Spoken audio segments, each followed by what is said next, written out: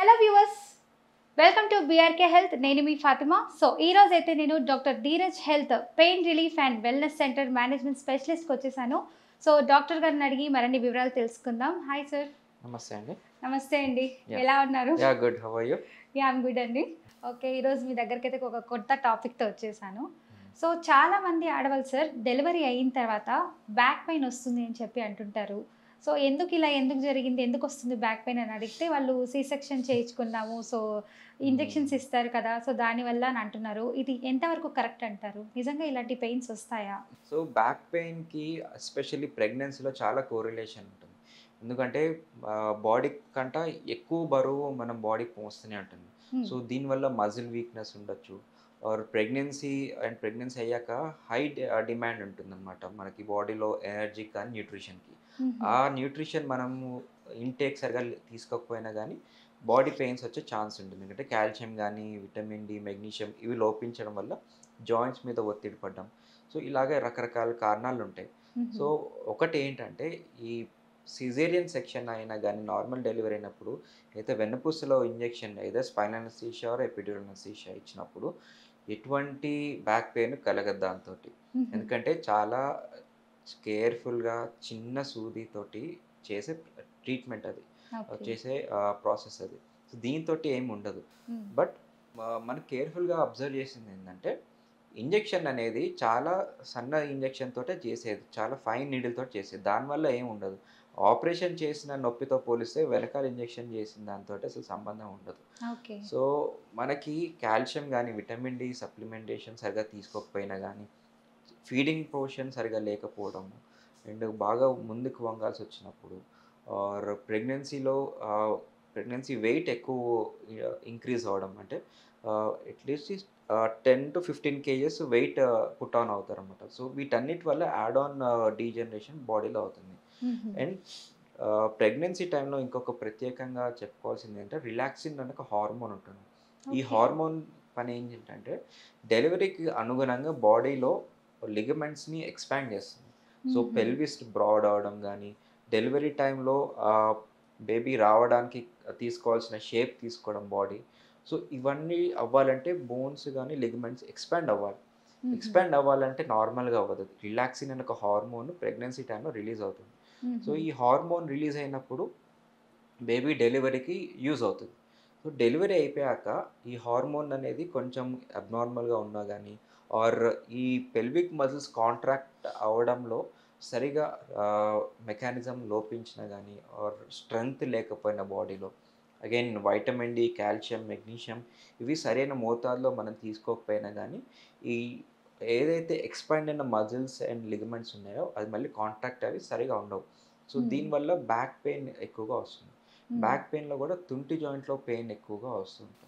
హ్మ్. So, injection తోటొచ్చే pain అయితే సంబంధం లేదు గానీ, తుంటి జాయింట్ గానీ, మజిల్స్‌లో వాపు రావడం, డిస్క్ డీజనరేషన్ గానీ, ఆర్ వెయిట్ ఎక్కువ అవ్వడం వల్ల ఇవన్నీ కారణాలతోటి బ్యాక్ పెయిన్ ఎక్కువొస్తుంది. మరి అలాంటి వాళ్ళు పెయిన్ రిలీఫ్ అవ్వడానికని చెప్పి కొన్ని టాబ్లెట్స్ యూజ్ చేస్తూ ఉంటారు. హ్మ్. మరి అలా టాబ్లెట్స్ యూజ్ చేయడం కరెక్టా? లేకపోతే డైరెక్ట్ డాక్టర్ దగ్గరికే వచ్చి ఇలా చూపించుకొని ట్రీట్మెంట్ తీసుకోవడం కరెక్టా? ప్రెగ్నెన్సీ అయ్యాక లాక్టేషన్ పీరియడ్ ఉంటుంది. అంటే ఫీడింగ్ టైమ్. ఫీడింగ్ టైమ్‌లో ఎక్కువగా కొన్ని మెడిసిన్స్ అనేవి కాంట్రా ఇండికేటెడ్ ఉంటాయి. హ్మ్. సపోజ్ ఎక్కువగా మెడిసిన్స్ వాడుతున్నారనుకోండి, ఆ మెడిసిన్స్ కొంచెం కాన్సంట్రేషన్ బేబీకి కూడా వెళ్ళే ఛాన్స్ ఉంటుంది. సో, హుహు. కొన్ని పెయిన్ కిల్లర్స్ గానీ ఆర్ నరాలకు సంబంధించిన మందులు బేబీకి హార్మ్‌ఫుల్ అయ్యే ఛాన్స్ ఉంటుంది. హ్మ్. సో, ఎక్కువగా పెయిన్ వస్తుంది, ఇబ్బంది పడుతున్నారంటే డాక్టర్‌ని కలిస్తే బెటర్. సో, హుహు. వీళ్ళకి ఓవర్ ద కౌంటర్ మెడికేషన్స్ వాడి, మళ్ళీ అనవసరంగా లేనిపోని సైడ్ ఎఫెక్ట్స్ తెచ్చుకోవడం కంట బెటర్ ఒక డాక్టర్‌ని కన్సల్ట్ చేస్తే ఇంకా బెటర్ ట్రీట్మెంట్‌గా చేసుకోవచ్చు. అసలు ఇలాంటి పెయిన్ లాంటివి కొంతమంది సడెన్‌లీ వచ్చేస్తూ ఉంటాయి కదా సార్! సో, అలాంటప్పుడు డాక్టర్ కూడా అవైలబిలిటీ ఉండరు. సో, హుహు. సడెన్‌గా ఇలాంటి ప్రాబ్లమ్స్ వచ్చినప్పుడు ఎలాంటి జాగ్రత్తలు తీసుకుంటే మంచిది? ఈ సడెన్‌గా ఎప్పుడు వచ్చే ఛాన్స్ ఉండదు. అంటే స్లోలీ గ్రాడ్యుయల్‌గా ఇంక్రీజ్ అవుతూనే ఉంటుంది. సో, స్టార్టింగ్ స్టేజ్‌లోనే మనం అడ్రెస్ చేయాలి. సో, హ్మ్. మరీ అక్యూట్ పెయిన్ ఉన్నప్పుడు మాత్రం రెస్ట్, స్పాంజింగ్, హాట్ వాటర్‌తోటి స్పాంజింగ్, ఐసింగ్ గాని, సో, ఇలాగ కంప్రెషన్, ఐసింగ్, రెస్ట్ వీటితోటే 90% పెయిన్స్ అయితే తగ్గిపోతాయి. హుహు. దీంతో భరించలేను అంటే లోపల ఏదో డ్యామేజ్ ఉంటుంది. హుహు. డ్యామేజ్ ఉంటేనే అంత భరించలేనంత నొప్పొస్తుంది. So, okay. దాన్ని అడ్రెస్ చేసుకోవడానికి ఎంఆర్ఐ స్కాన్ గాని, ఎక్స్‌రే చూసుకుంటే మనకి అసెస్మెంట్ అవుతుంది లోపల ఎంతవరకు డ్యామేజ్ ఉంది, దీనికి ఎటువంటి మందులు వాడాలి, ఓవర్ ద హ్మ్. కౌంటర్ లభించే మందులు వాడచ్చా, లేదు అంటే నరాలకు సంబంధించి మందులు వాడచ్చా, లేదు ఇవి ఏం లేవు అంటే నార్మల్ కాల్షియం కానీ విటమిన్ డి సప్లిమెంటేషన్ చేసినా కానీ మంచి పెయిన్ రిలీఫ్ వస్తుంది.